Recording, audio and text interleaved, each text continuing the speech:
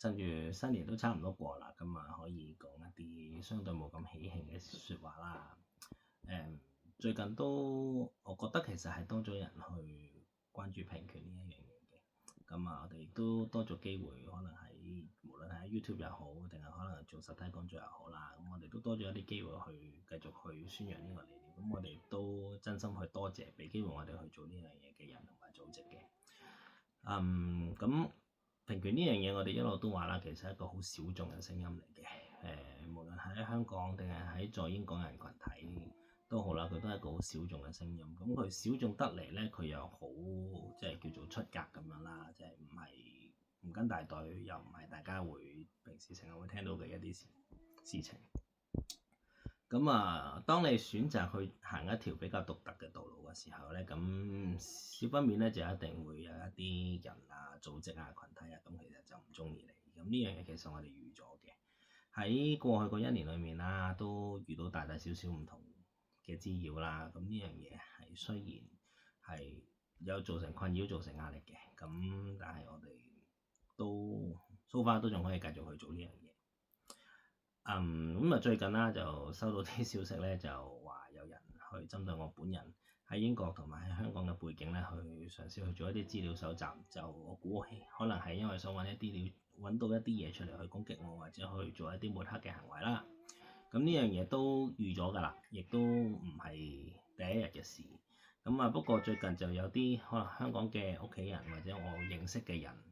同埋公司啦。就都好似話收到一啲滋擾，有少部分嘅人咧就同我講話，佢哋公司嘅地址咧嘅信件咧就有俾人翻閱過嘅痕跡。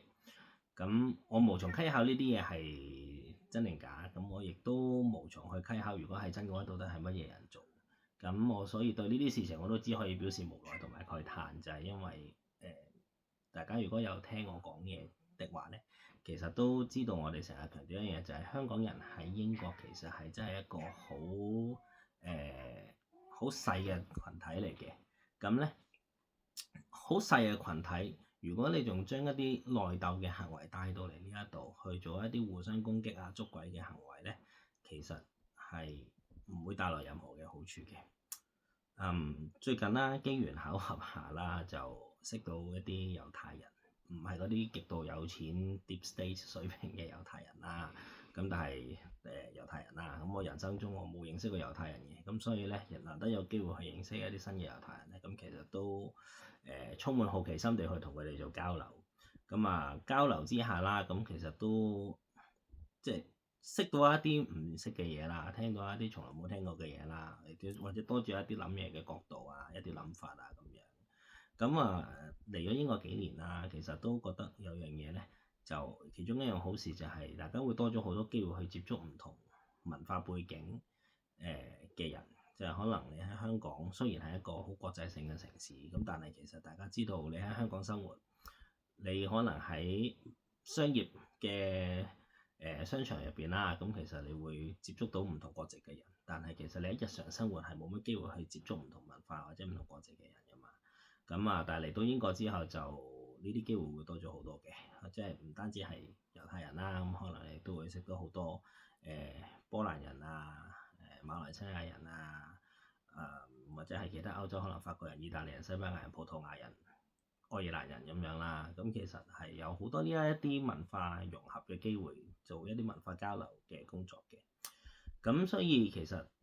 佢哋每一個嘅民族、每一個嘅群體都會有佢哋自己嘅一啲特質同埋一啲嘅長處。咁其實好多嘢係值得大家去學習，亦都更加值得大家去保持一個開放嘅心情去同佢哋去做交流。所以喺呢啲情況下邊，香港人作為一個只佔英國0.2% 人口嘅群體，如果仲浪費時間去做呢啲內鬥嘅工作嘅話咧，咁其實我哋知道呢樣嘢對香港人長遠嚟講並非係件好事嚟嘅。大家會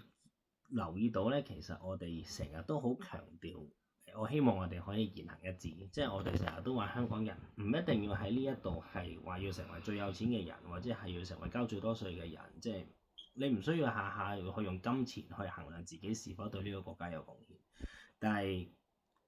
大家都會知道，除咗金錢以外，大家亦都有好多其他嘅方法可以去顯示到自己係作為一個移民係喺呢個國家係一個正面嘅價值嘅。即係例如你會做一啲積極嘅社區工作，又或者可能你會做一啲好積極嘅文化交流工作。咁呢啲其實都係好多正面嘅價值。我哋合作嘅對象啦，我哋成日都強調，我哋係只會同一啲好腳踏實地、好知道自己做乜，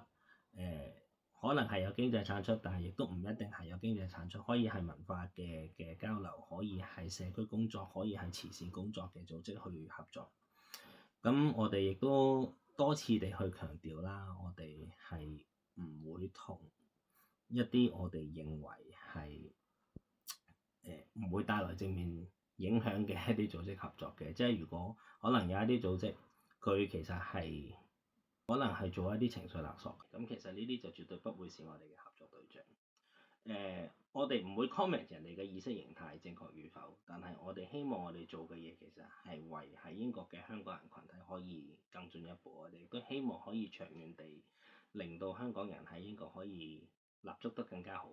或者可以立足完之後，我哋可以發揮到香港人嘅影響力，或者可以更加令到人哋認識到香港人到底係一種乜嘢嘅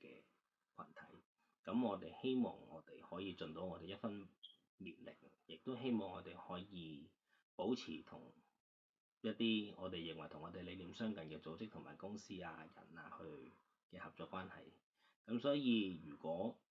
有人係因為我哋做緊呢一樣嘢而唔中意我哋，希望去抹黑或者去人格謀殺的話咧，咁我哋都只可以表示無奈，但係我哋係會繼續去做我哋認為應該要做嘅嘢咯。咁所以係咯，去到最後就趁雖然正月就過，不過都仲係正月，我就再祝大家一次馬年進步，新春快樂。咁亦都希望大家一年好過一年，亦都同一時間可以將一啲我哋過去嘅陋習可以摒棄咗佢。